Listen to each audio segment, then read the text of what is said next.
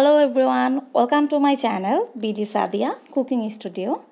প্রচণ্ড গরমে অথবা সারাদিন রোজা রেখে ইফতারিতে এক গ্লাস মাঠা হলে সারাদিনের ক্লান্তিভাব দূর হতে খুব বেশি সময় লাগে না।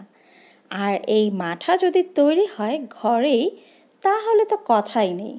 হ্যাঁ ভিউয়ার্স, আজকের রেসিপি হচ্ছে মাঠা। আশা করছি আপনাদের খুব ভালো লাগবে।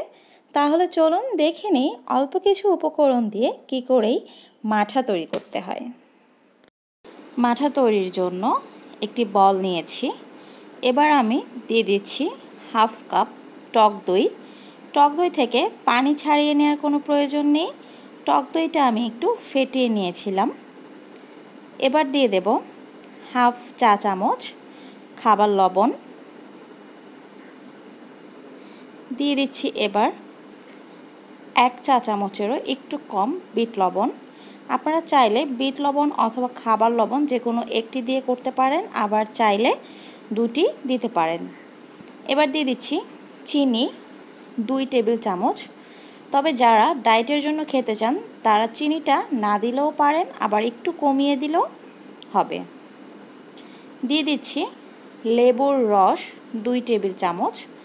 এখানে একটু টক বেশি বা কমের কোনো ব্যাপার নেই, 2 টেবিল চামচই হাফ কাপ টক দইয়ের সাথে পারফেক্ট। এবার দিয়ে দেব ঠান্ডা পানি, আর অবশ্যই কিন্তু এখানে ফ্রিজের ঠান্ডা পানি দিতে হবে, নয়তো মাঠাটা সেভাবে হবে না। দিয়ে দেব 2 কাপ পরিমাণ ঠান্ডা পানি। পানিটা আমি সম্পূর্ণ মেপে দিচ্ছি।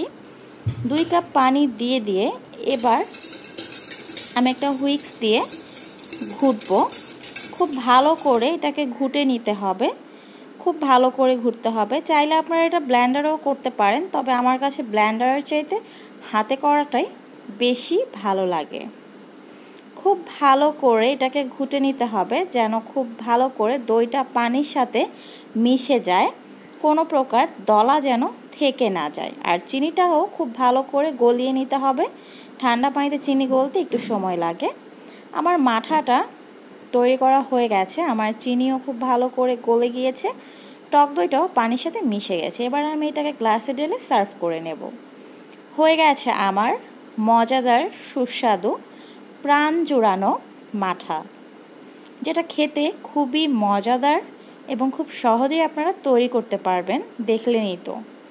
আমার আজকের ভিডিওটি যদি আপনাদের ভালো লাগে তাহলে অবশ্যই আপনারা এটা বাসায় ট্রাই করবেন, আর বাসায় ট্রাই করে কেমন হয়েছে আমাকে জানাতে ভুলবেন না। আর আমাকে জানাতে চাইলে আমার ফেসবুকে একটা গ্রুপ আছে, সেই গ্রুপে আপনারা ভিডিও অথবা কেমন হয়েছে সেটাও আপনারা শেয়ার করতে পারেন। আমি আমার গ্রুপ লিংক ডিসক্রিপশন বক্সে দিয়ে দেব। আজকে এই পর্যন্তই। সবাই ভালো থাকবেন, সুস্থ থাকবেন। আল্লাহ হাফেজ।